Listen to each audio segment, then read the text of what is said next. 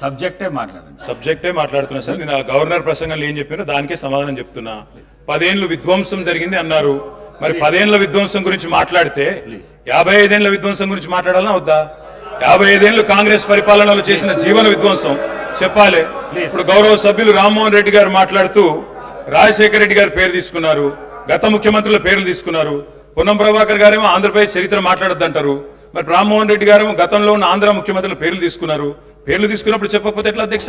వాస్తవాలు చెప్పాలి, చరిత్ర చెప్పాలి, అద్దం చూపెట్టాలి కదా సార్. 55 ఏళ్లు పరిపాలించే అవకాశం ఇచ్చినప్పుడు సాగునీరు ఇవ్వలేని అసమర్థులు, తాగునీరు ఇవ్వలేని అసమర్థులు, కరెంట్ ఇవ్వలేని అసమర్థులు, వాళ్ళ అసమర్థత గురించి చెప్తే ఉలికిపడ్డం ఎందుకు అధ్యక్ష? అధ్యక్ష ఇంకొక మాట కూడా నేను విజ్ఞప్తి చేస్తా ఉన్నా. ఇది మొదటి రోజు అధ్యక్ష. మొదటి రోజే ఇంత ఉలికిపడితే ఎట్లా అధ్యక్ష?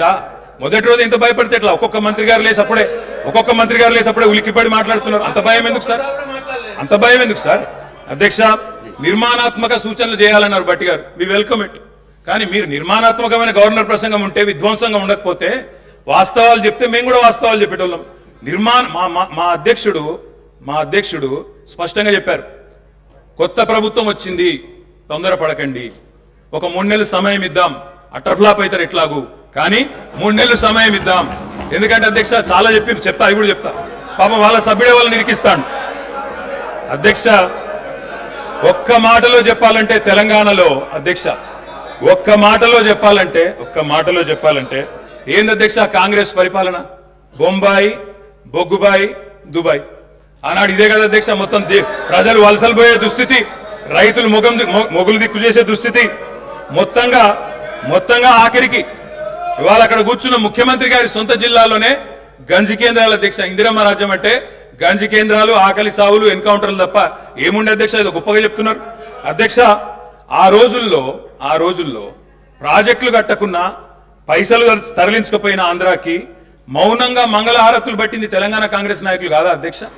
ఆనాడు మేము రాజీనామాలు చేస్తుంటే, గొంతు చించుకుంటుంటే, పేగులు దిగేదాకా కొట్లాడుతుంటే, పదవుల కోసం పెదవులు మూసుకున్నది ఎవరు అధ్యక్ష? ఇలా బాగా మాట్లాడుతున్నారు అధ్యక్ష. ఇంకొక మాట చెప్తా ఉన్నా, ఇదే శాసనసభ అధ్యక్ష తెలంగాణ పదం నిషేధిస్తే ఒక్క కాంగ్రెస్ నాయకుడు మాట్లాడిండా అధ్యక్ష? ఇదే శాసనసభలో అధ్యక్ష అక్కడ కూర్చున్న ముఖ్యమంత్రి కిరణ్ కుమార్ రెడ్డి గారు, మా హరీష్ రావు గారు లేచి మాకు నిధులు ఇవ్వరా అని అడిగితే, ఒక్క పైసా ఇయ్యా, ఏం చేసుకుంటావో చేసుకోపో అన్నప్పుడు ఒక్క కాంగ్రెస్ నాయకుడు మాట్లాడిండా సార్? ఇలా బాగా మాట్లాడుతున్నారు.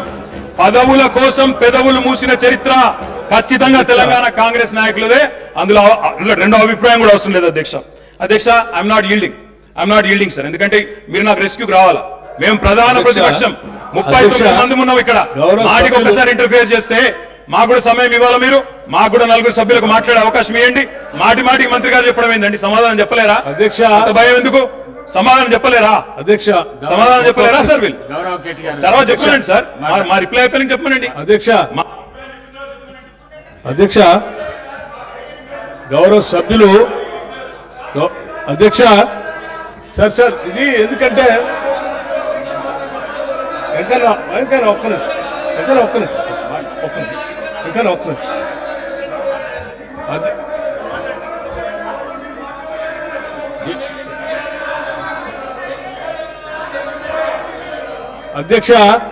అధ్యక్ష స్పీకర్ సార్ గౌరవ్ కేటీఆర్ గారు, బ్రదర్ ప్లీజ్, నేనేమో క్రిటిసైజ్ చేయట్లేదు, కూర్చో. ఒక్కడే నిమిషం. I'm trying to advise you, please I'm trying to advise you, please. నేనే మిమ్మల్ని క్రిటిసైజ్ చేయట్లేదు, దయచేసి ఒక్క నిమిషం.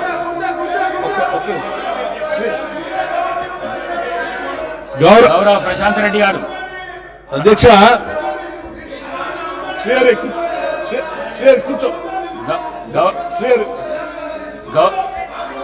అధ్యక్ష ఒకటే నిమిషం.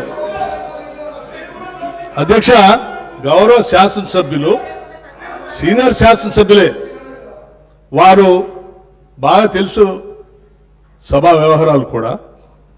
మనం గతంలో కూడా ఈ విషయాన్ని చర్చించాము అధ్యక్ష. గత 55 ఏళ్ళలో మీరు ఏం చేశారు అని పదే మాట్లాడుతూ ఉన్నారు. ఇంతలో కూడా మాట్లాడారు. నేనేం చెప్తా ఉన్నానంటే, ఆ 55 ఏళ్ళు ఉమ్మడి రాష్ట్రంలో పాలన దానికంటే బాగా చేసుకోవచ్చనే, అది వద్దనుకొని మనం ప్రత్యేక రాష్ట్రం తెచ్చుకున్నాం. మనం రిలేటివిటీ ఎప్పటి నుంచి తీసుకుంటామంటే 2014 నుంచే తీసుకుంటాం. కూర్చోండి ఒక నిమిషం చెప్పండి, ఒక నిమిషం చెప్పండి.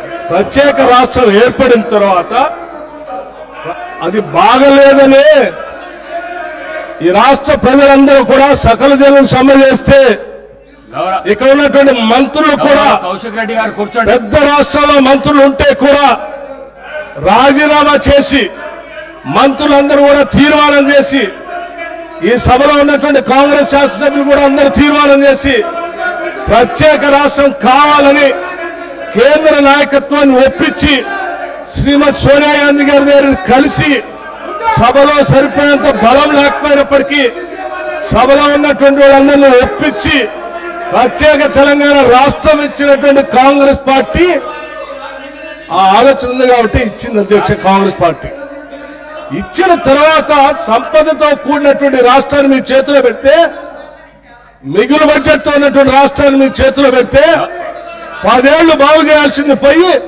5 లక్షల కోట్ల అప్పు చేసి వాళ్ళ అప్పుల రాష్ట్రంగా మార్చిన మీరు అప్పుడు బాగలేదు ఇప్పుడు బాగలేదు అంటే బాగుండాల్సింది 10 ఏళ్ల నుంచి చేయాల్సింది మీరు. ఆ రోజు గతంలో డిప్యూటీ సీఎం గారు కేసీఆర్ కూడా అందులో మంత్రిగా ఉన్నారు. అవన్నీ బాగలేదని అనుకున్నప్పుడు అందరం కలిసి తీర్మానం చేసి తీసుకొచ్చుకుంటాం. తెచ్చుకున్న తెలంగాణ రాష్ట్రంలో పాలన గురించి అభివృద్ధి గురించి మాట్లాడుకోవాలి. కానీ మాట్లాడితే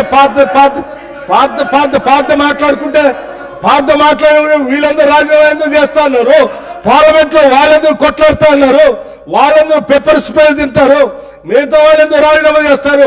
అది బాగాలేదని కదా తెచ్చుకున్న దాంట్లో మీరెంత బాగా చేశారో చెప్పాలి. కానీ ఏం చేశారు? పట్టుమని గోదావరిలో ఒక చుక్క నీళ్లు తెచ్చారా, కృష్ణానదిలో ఒక చుక్క నీళ్లు తెచ్చారా? ఏం చేయలేదు కదా. లక్షల కోట్లు వృధా చేశారు. కానీ ఒక్క ఎకరానికైనా అదనంగా ఆయకట్టు నీళ్లు ఇచ్చారా? ఒక్కడికైనా ఉద్యోగాలు ఇచ్చారా? ఒక్కడికైనా ఒక ఇందిరా ఇల్లు ఇచ్చారా? ఒక్కడికైనా ఏదైనా చేశారా రాష్ట్రంలో? ఏమి లేదు. అది చెప్పండి. మేము చెప్పింది అదే. ధనంతో కూడిన సంపదతో కూడిన తెలంగాణ రాష్ట్రం ఇస్తే 10 ఏళ్లు విధ్వంసం చేశారు. ఇవాళ విధ్వంసం చేయడం కాదు, స్వేచ్ఛ లేకుండా చేశారు. ఇవాళ వాళ్ళకి స్వేచ్ఛ వచ్చినట్టు తీర్పిచ్చారని చెప్పాము. దాని గురించి మాట్లాడిన 10 ఏళ్ల నుంచి